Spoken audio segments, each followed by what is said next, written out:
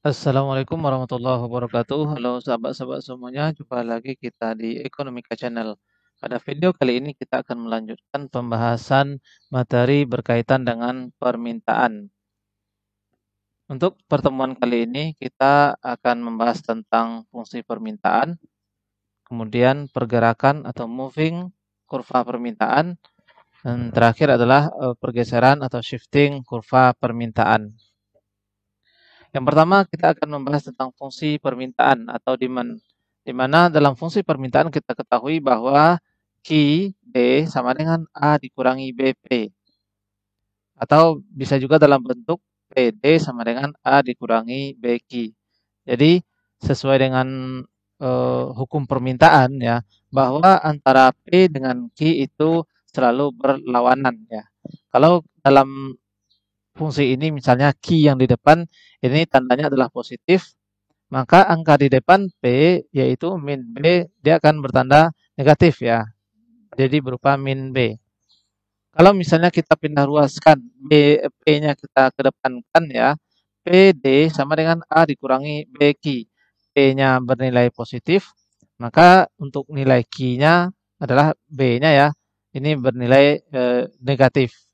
Jadi dalam fungsi permintaan kita harus mengetahui bahwa kuncinya adalah antara P dengan Q itu selalu berlawanan atau bertanda negatif ya. Di mana Q ini merupakan jumlah barang yang diminta, A adalah konstanta, kemudian B-nya adalah koefisien atau gradien ya dalam matematik atau tingkat kemiringan, dan P adalah harga barang. Jadi sekali lagi kita simpulkan di dalam fungsi permintaan untuk melihatnya ini fungsi permintaan atau fungsi penawaran. Kalau dalam fungsi permintaan antara P dengan Q ya harus ada bertanda negatif. Nah, ini kita melihatnya dari persamaan dalam bentuk pemisahan antara Q dengan P ya. Jadi Q dengan P itu harus dipisahkan dengan tanda sama dengan. Baru kita bisa menyimpulkan ini fungsi permintaan ataukah fungsi penawaran.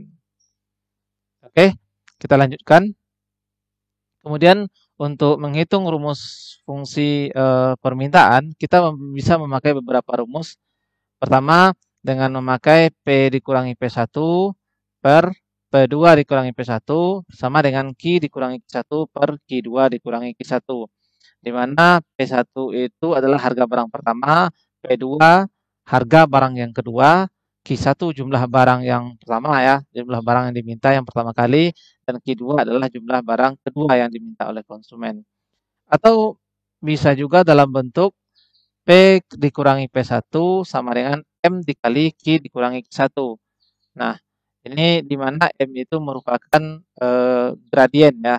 Gradien kita dapatkan dari delta Q per delta P. Nah, kita buat dalam bentuk contoh soal. Jika harga cabai naik dari Rp 10.000 per kilogram menjadi 15.000 per kilogram, maka jumlah cabai yang dibeli seorang konsumen turun dari 10 kilogram menjadi 6 kilogram. Buatlah fungsi permintaan dan gambarkan bagaimana bentuk kurvanya.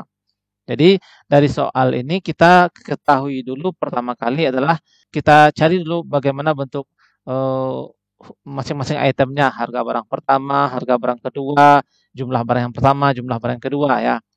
Jadi dari soal ini kita ketahui harga barang pertamanya adalah Rp10.000 dan harga barang yang keduanya adalah Rp15.000.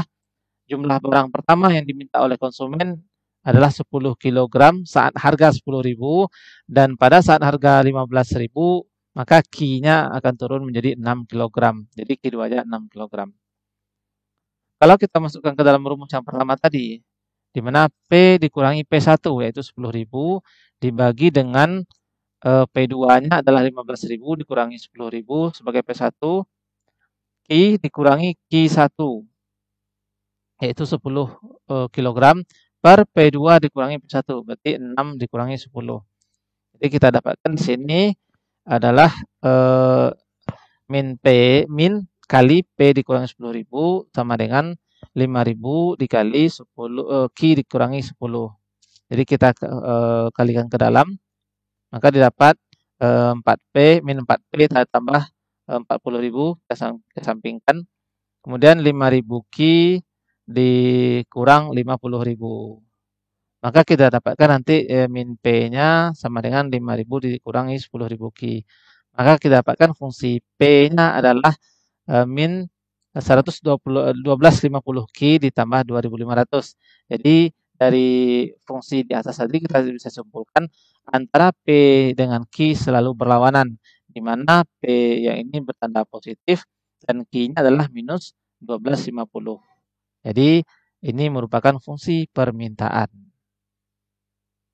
Nah, kalau kita buat dalam bentuk kurva akan menjadi seperti ini ya. Jadi dari sini kita simpulkan bahwa pada saat harga 15.000 jumlah barang diminta adalah 6, kemudian harganya turun dari 15.000 menjadi 10.000, berarti jumlah barang yang dimintanya adalah 10 unit. Maka kalau kita gambarkan kurvanya, dia akan membentuk menurun dari kiri atas ke kanan bawah. Atau kita sebut kemarin itu namanya downward sloping. Next, kita bahas tentang pergerakan kurva atau movement along the curve. Nah, pergerakan kurva adalah posisi berubahnya posisi titik ya di dalam satu kurva. Misalnya dari A ke B atau dari B ke A. Jadi posisinya masih dalam satu kurva yang sama. Jadi kita kenal dengan istilah pergerakan kurva Dieman. Nah, pergerakan kurva Dieman kalau kita pahami di sini yang menjadi penyebab pergerakan terjadinya pergerakan di sepanjang kurva adalah karena perubahan harga barang itu sendiri. Jadi karena perubahan harga yang menyebabkan terjadinya pergerakan. Misal dari harga 10.000 menjadi harga 15.000, maka terjadi pergerakan kurva dari B ke A. Atau sebaliknya dari 15.000 menjadi 10.000, maka terjadi pergerakan kurva dari A ke B. Jadi pergerakan kurva disebabkan oleh adanya perubahan harga barang itu sendiri atau harga barang tersebut. Mudah-mudahan bisa dipahami ya teman-teman. Kemudian kita lanjutkan dengan pergeseran kurva demand atau kita kenal dengan istilah shifting the curve ya. Nah, pergeseran kurva ini ada dua macam. Yang pertama kalau dia bergeser ke kiri bawah. Ya. Jadi bergeser ke kiri bawah. Pergeseran kurva demand ke kiri bawah ini menandakan bahwa saat itu jumlah barang yang diminta itu posisinya berkurang. Ya, pergeseran ke bawah menyebabkan dia menjadi berkurang permintaannya atau dengan istilahnya permintaan semakin sedikit. Kemudian ada juga yang disebut bergeser ke kanan atas atau di sini kita buat ke D2. Pergeseran ke kanan atas ini menandakan kalau permintaannya itu bertambah. Nah, apa yang menyebabkan kurva bisa mengalami pergeseran, baik ke kiri bawah maupun ke kanan atas? Penyebabnya adalah dari faktor-faktor yang mempengaruhi permintaan. Penyebabnya adalah perubahan selain dari harga barang itu sendiri.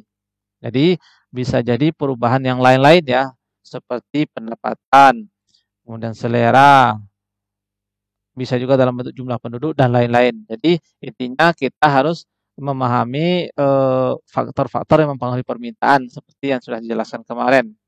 Misal ini kita jelaskan, ini kita ingat lagi faktor-faktor yang mempengaruhi permintaan, ada harga barang substitusi, harga barang komplementer, pendapatan, selera, jumlah penduduk, juga dalam bentuk intensitas kebutuhan, juga prediksi harga dan juga dalam bentuk promosi. Nah, kalau kita kembali ke yang atas tadi, misal kita ambil satu contoh misalnya, pendapatan masyarakat. Ketika pendapatan masyarakat bertambah, ya, dengan asumsi yang lain tidak berubah ya. Nah, jadi ketika pendapatan masyarakat bertambah, maka permintaan terhadap suatu barang itu juga akan mengalami peningkatan. Maka terjadi pergeseran ke kanan atas. Tapi sebaliknya ketika masyarakat atau mungkin penghasilan yang diterima oleh masyarakat itu berkurang, Jadi kita tidak bisa membeli barang dalam jumlah yang banyak, maka akan bergeser ke kiri bawah.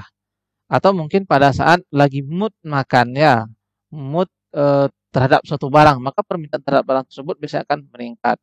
Tapi sebaliknya lagi bad mood untuk sesuatu, maka permintaan terhadap sesuatu barang tersebut akan semakin berkurang. Jadi ini faktor-faktor yang mempengaruhi pergerakan dan pergeseran. Jadi intinya teman-teman harus memahami terlebih dahulu tentang apa saja faktor-faktor yang mempengaruhi permintaan. Oke, demikian dulu video kita pada pertemuan kali ini. Kita sambung pada lain kesempatan. Terima kasih atas perhatiannya. Assalamualaikum warahmatullahi wabarakatuh.